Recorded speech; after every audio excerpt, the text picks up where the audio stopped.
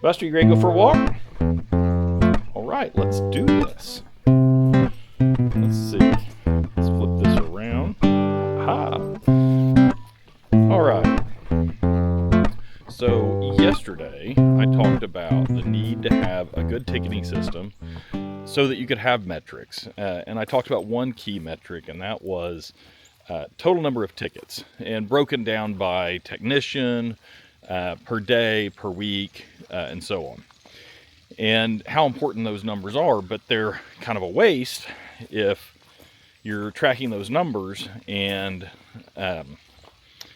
you want to use that as your sole report or knowledge of how well your team's doing. You got a technician doing 100 tickets a day. Well, that's not feasible. Somehow things are not getting done, right? Things are getting closed but not worked on. And it's important to know what kind of tickets you're tracking as well. So we talked about the difference between reactive and proactive. A help desk guy doing tier 1, and all he does is answers phone calls and supports end users directly. That's reactive. He should have probably anywhere from 10 to 30 tickets per day. Probably 15 or more would be pretty typical. But it also depends on the type of workload, how much engineering type work they have to do, how complex the network and the systems are, and so on.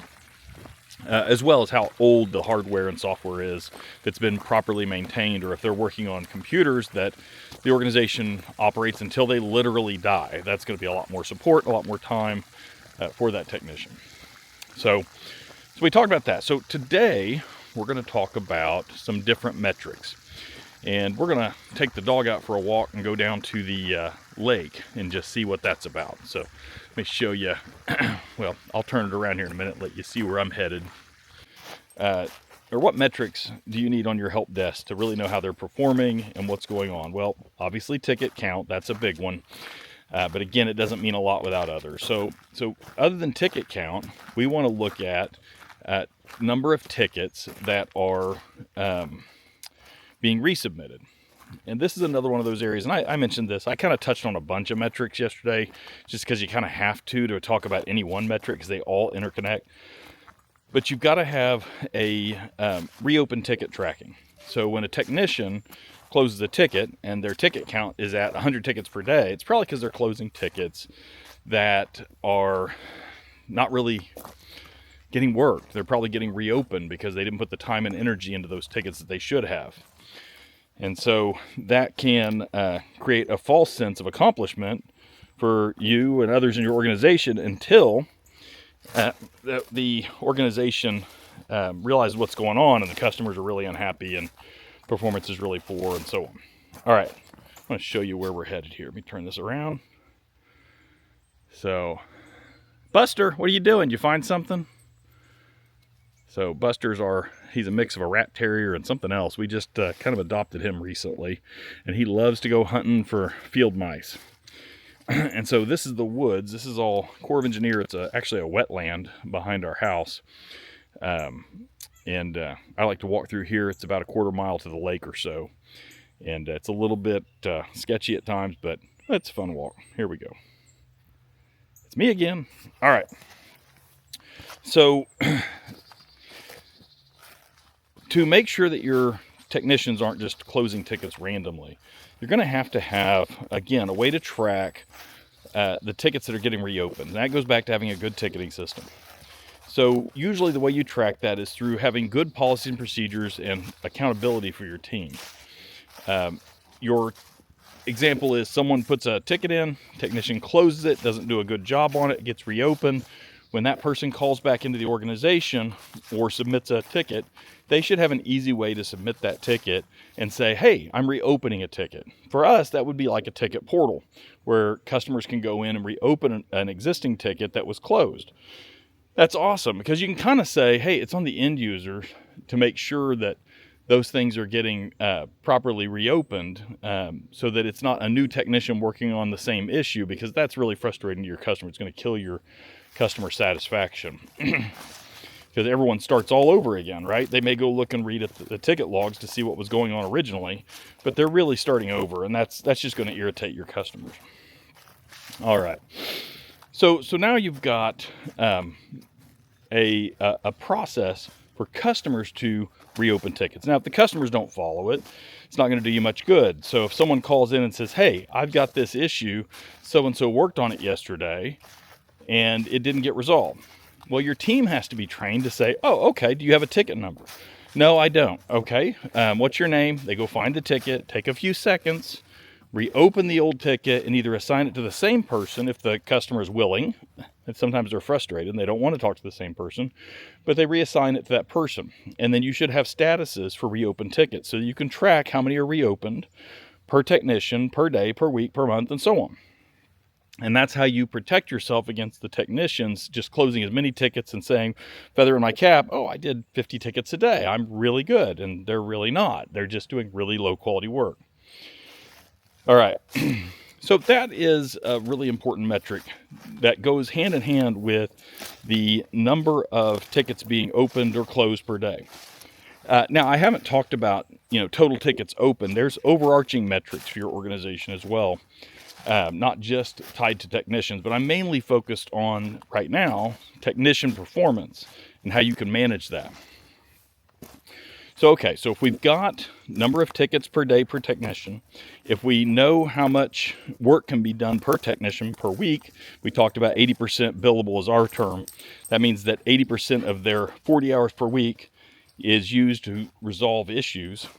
And we know how long it takes per issue on average to resolve them. Now we can start to hold our team accountable and we can build systems around that.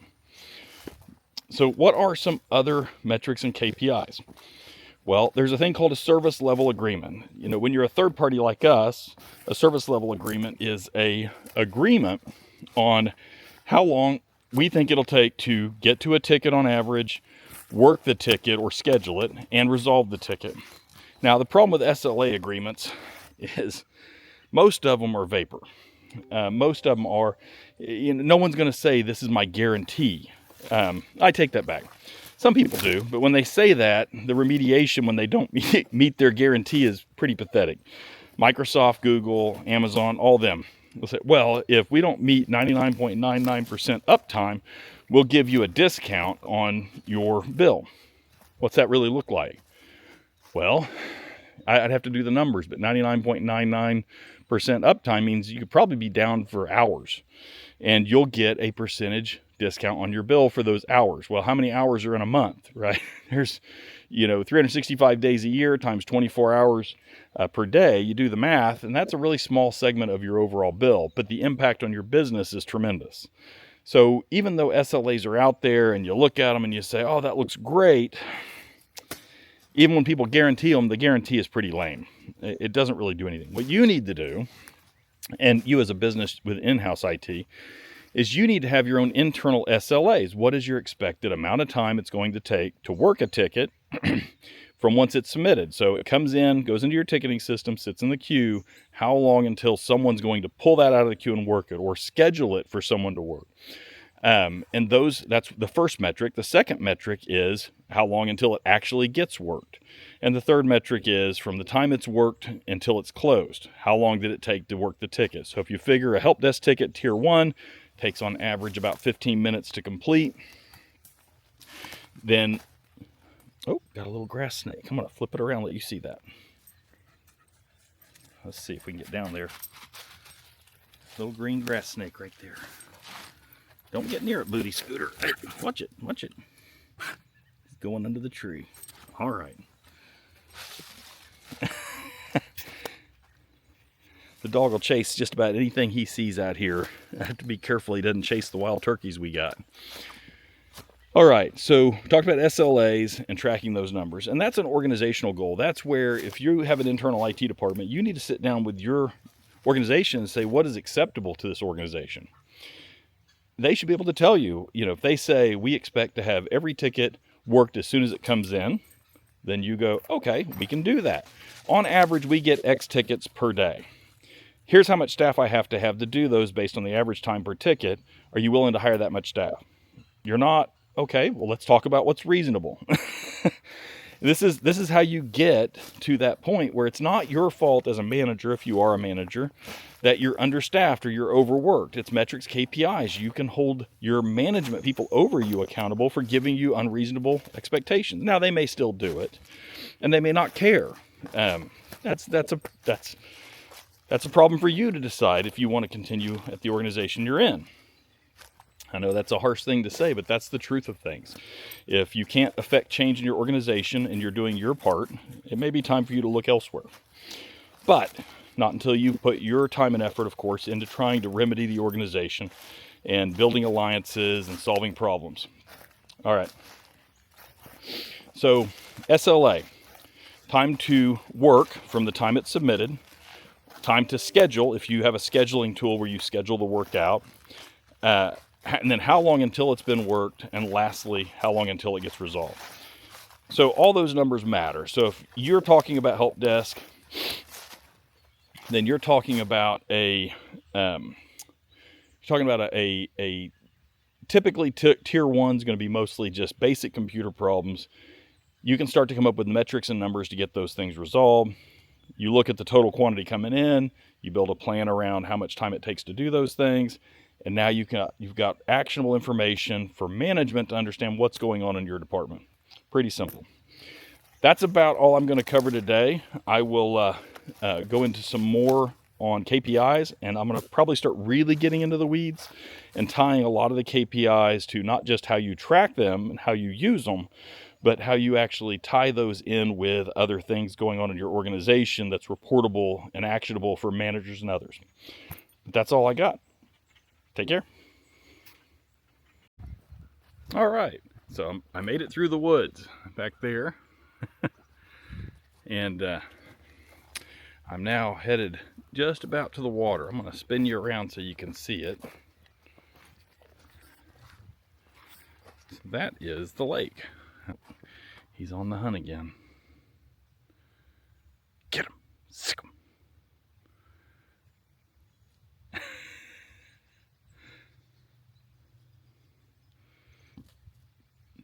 He must see something.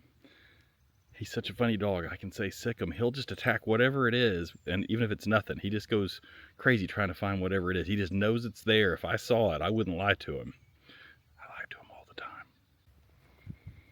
I see hog prints and deer prints out here all the time, and then every other animal that's common. They come down here because it's nice and level down to the water, and get water, get drinks down here. So this is pretty well traveled by deer and other animals.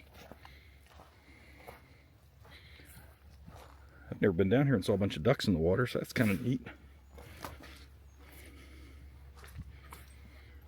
think that's about as far as I want to go. I'm starting to slide.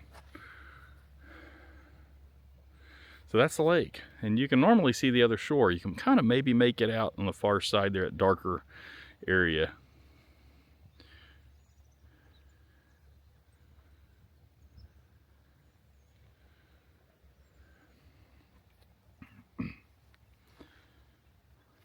Man, it's a pretty day. And there's Buster. So that's pretty much all I got.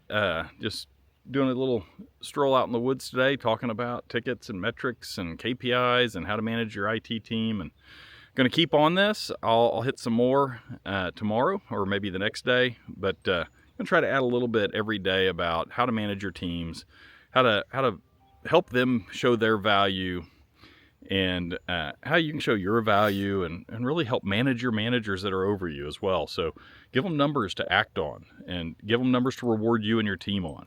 It's really important. I see so many teams floundering, and they think the best thing for them is to have no accountability. That's what they think is best, and it's not. Because eventually, with no accountability, you have no way to prove your value. It's really hard to show an organization that you really deliver on what you're hired to do. So that's all I got. Have a great rest of your day. Bye.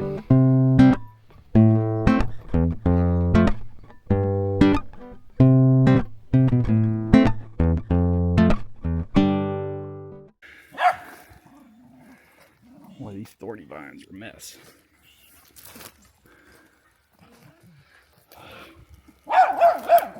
Yeah, you sass him. You tell him.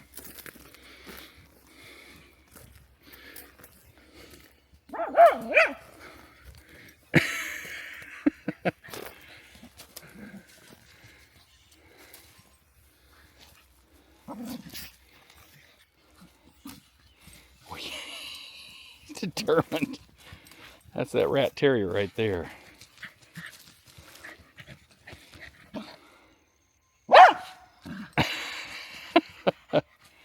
Buddy, he's too far down. You ain't gonna get him. Just fling those sticks.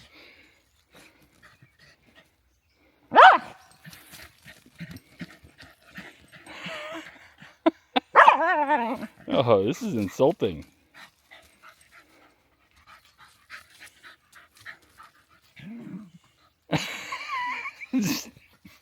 Yeah, get that stump out of there.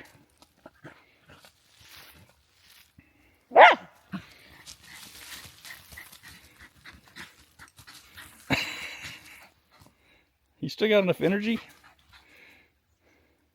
Okay, let's move on, buddy. Come on, let's move on.